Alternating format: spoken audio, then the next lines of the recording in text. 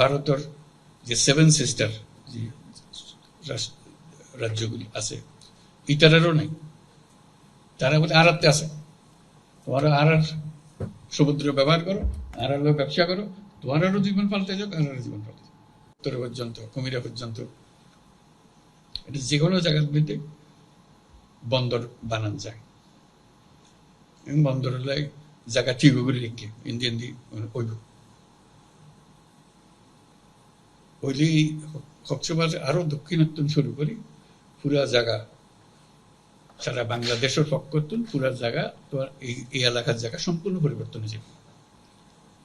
ইয়ান হলে বহু রকমের চিন্তা ভাবনা করে আরো তারা লোক বুঝিস যাতে তাড়াতাড়ি হাসকা শুরু করে যায়। বহুত বছর ধরে ঘুরে সরকারের হাতত একবার ফেললে সহজে ভাই নয় এই ফেসর ফক্টরের ভিতর করে যাবে বেআগুনের এবার ফেস খুঁজতে আসে কিন্তু বাইরে অন্য যায় তুমি বাইর করি আর এখন ডলে কেনে খাম্মান শুরু করে দন যায় ওইলে তৈলে ব্যাগুনের লাগে লাভ, দেশের লাগে লাভ, বিদেশের লাগে লাভ, ব্যাগুনের লাভ। জিয়ান কইতাম আসিলাম যে ধরো আর বাংলাদেশের বিরাট সমুদ্র পাইলাম আর নেপালের মতো দেশের তার তখন সমুদ্র নাই,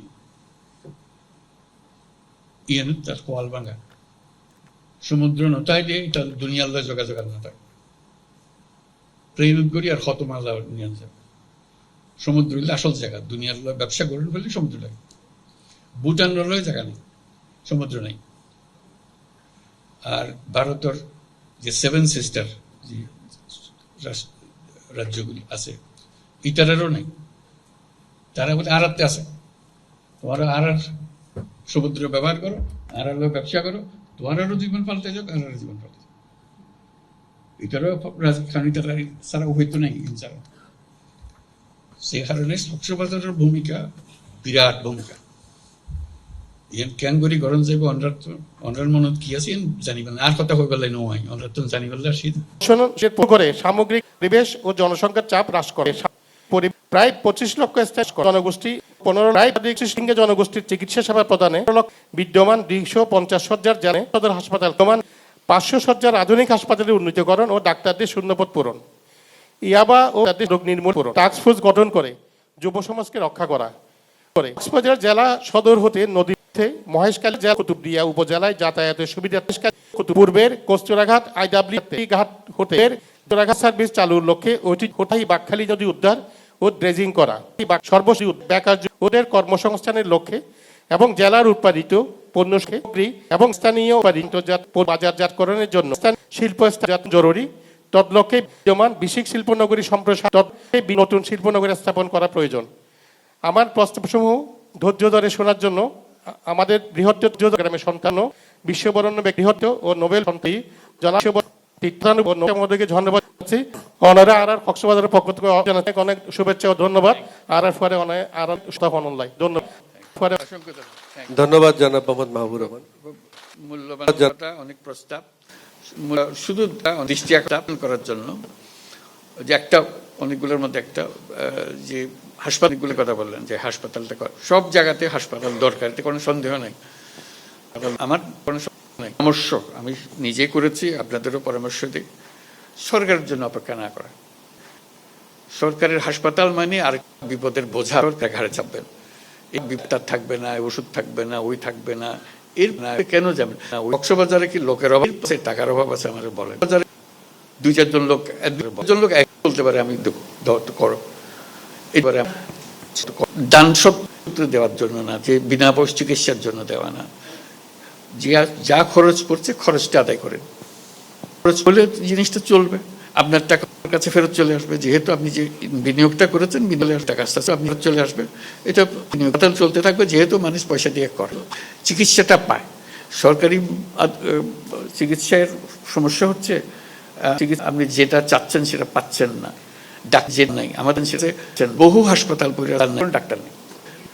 তো এই খামোখা এত টাকা খরচ করে এরকম একটা দালান কোঠা বানাইয়া যন্ত্রপাতি এরকম এই কষ্টের মধ্যে যাওয়ার দরকার থেকে আমাদের সরকারের উপর এটা একদম না করে, এটা এটার থেকে ভরসা একজনের উপরে কাজ করলে কিন্তু অনেক দূরে গিয়েছে। আপনারা যদি আজকে এই মিটিংয়ে একজন দূরে যে আমি করব, আপনারা সবাই আমাদের সমর্থন দেন, আমি করব, আমি দেখবো যে হয়ে যাবে। এটা জায়গার কোনো অভাব নাই, কাজে আপনারা জানেন কি জন্য করতে হবে না, কাকে করতে হবে। প্রত্যেকটা জিনিস, যত জিনিস প্রস্তাব করলেন, প্রত্যেকটা জিনিস নিজেদের উদ্যোগে হওয়া সম্ভব।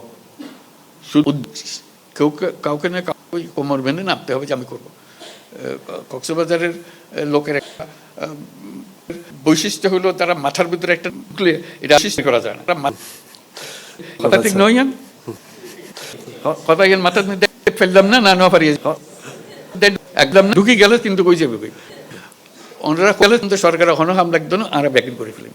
এই লবণের কথা হই না, আর ব্যবসায়ী ব্যবসার কথা সরকার হয়ে গিয়েছে, কি আছে আর একটা বুদ্ধি কম সরকার, কি আর বেশি বুঝি সরকার তো কোনোদিন লবণ এক সিমটা লবণ কোনোদিন ফয়দা না করে, আর তো গজ্জি গজ্জি আর জানি লবণের কি হতার কথা বললাম। ব্যাগিন মানুষ ভালা বোঝে যে নিযুক্ত গরণ করে, সরকার তো গরণ না করে হুকুমদের দেখালে দেখা যায় এটার কথা বোঝান বড় মুশকিল।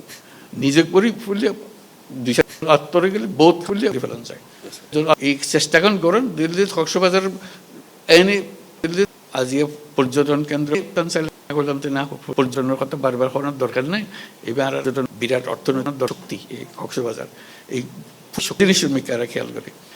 আমাকে একজনে বললো যে আমরা স্টারলিংক শুনছেন বোধহয় পত্র পত্রিকায়, যে একটা ইন্টারনেট ফেসিলিটি আমরা তৈরি করতেছি, যেটা ফাস্ট খুবই দ্রুত ইন্টারনেট, এই দ্রুতগতির এই কয়েকটার মধ্যে এসে যাবে। তো এসে যদি যায় কি মাসে ব্যবহার এসে যাবে, এইটার ব্যবহারের জন্য তরুণরা এইটাকে ব্যবহারের এক পায়ে খাড়া, তাদের নিজস্ব জগৎ তারা তৈরি করে ফেলতে পারবে। তাদের যেহেতু এখন সারা দুনিয়ার সঙ্গে তাদের ইন্টারাকশন শুরু হয়ে যাবে, এর ফলে অনেক ব্যবসা বাণিজ্য সৃষ্টি হবে। তো আমাকে একজন জিজ্ঞেস করলো যে এই তো ব্যবসা বাণিজ্যর কতগুলো আমাকে বড় ব্যবসা সৃষ্টি হবে প্রযুক্তিভিত্তিক, কোথায় নিয়ে যাবেন, কোন জায়গায় এটা ফোকাস একত্রে রাখবেন। তো আমি বলতে সত্যটা তো বাংলাদেশের কোনো জায়গায় যে একজন বলছে কক্সবাজার দেশে ভালো কথা, কক্সবাজারের দিন আপনারা পর্যটন করছেন, 2 দিন করবেন কক্সবাজার প্রযুক্তির শহর, প্রযুক্তির নগর হতে পারে, কে মানা করবে এটাতে, যদি আমরা এটা ফেলে জিনিসটার ভেতরে ঢুকে যাই।